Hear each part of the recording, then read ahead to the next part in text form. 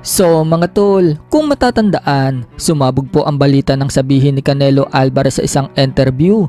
Napapalagan umano niya itong dating world champion sa super middleweight na si David Benavidez kung may promoter daw na handang maglagay sa table ng $150 million to $200 million. Marami ang nagsasabi yung presyuhan umano ni Canelo Alvarez kay Benavidez presyong takot daw dahil sa laban daw ni Canelo Alvarez sa May 4 kontra kay Jaime Munguia. Nagkakahalaga lang daw ng $35 million ang bayad sa kanya. Pero pagdating kay Benavidez, nagdidiman daw siya ng mataas na bayad. Palusot lang daw yan ni Canelo Alvarez para makaiwas daw sa monster ng super middleweight division. Pero kahapon nga lang mga tol, tinuldukan na ng promoter ni Benavidez na si Lilko Wicks ang presyong hinihingi ni Canelo Alvarez. Payag daw itong promoter mga tol sa $150 million. Pero kung $200 million daw, hindi daw sigurado. Paliwanag ng promoter, mukhang papayag daw si Canelo Alvarez sa $150 million para palagan si Benavidez. Kung hindi daw tatanggapin ni Canelo ang presyo na yan, nakakahiya daw ito para sa boxing. Dagdag pa ni Lilko Wicks, sa November daw ang gusto niyang petsa na maglaban si Canelo at Benavidez. Hindi daw kasi kakayanin kung September daw ikakasa ang laban. Kailangan muna daw nilang ipromote ang laban sa iba't ibang bansa para siguradong kumita daw at mabawi ang gagastusin. Alam naman po ng karamihan mga tol, bukod sa buwan ng Mayo lumalaban itong si Canelo, lumalaban din ito sa buwan ng September. Ngayon, kung gusto daw talaga ni Canelo Alvarez na ganapin sa September ang laban nila ni Benavidez, papayag daw itong promoter.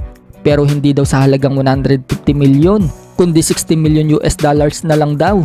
Mabuti daw nagkaintindihan na sila. Noong unang offer daw kasi niya kay Canelo Alvarez, $55 to $60 million. Hindi pa pala daw yun sapat para kay Canelo. Kaya noong malaman daw niyang $150 million ang gusto ni Canelo, palag daw sila. So wala pa naman pong sagot si Canelo Alvarez sa pahayag ng promoter ni Benavidez. Para sa inyo mga tol, papayag na kaya itong si Canelo Alvarez sa halagang $150 million para labanan si Benavidez? Ano sa tingin niyo mga tol? Sa kabilang banda, mamaya na po ang laban ni Olympics bronze medalist Yumar Marcial kontra sa Thai boxer na si Todd Saxenam na libreng mapapanood sa Ninoy Aquino Stadium District of Malate, Metro Manila. Ayon kay Marcial mga tol, dream come true daw na mapalaban siya sa sarili niyang bansa. Mapapanood daw kasi siya ng mga mahal niya sa buhay at mga fans niya dito sa Pinas. Sa mga hindi po kasi nakakaalam mga tol, sa 4 fights ni Marcial sa professional boxing, lahat po ay ginanap sa Amerika. Kaya pangarap daw talaga ni Marcial na mapalaban dito sa Pinas kahit na hindi daw siya main event.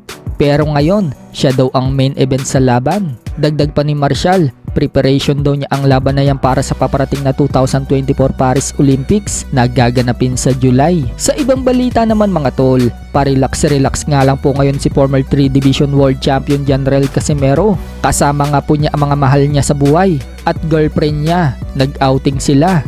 Para nga pong linta sa tubig si Cuadro, alas na dikit sa kasintahan niya habang nasa swimming pool sila.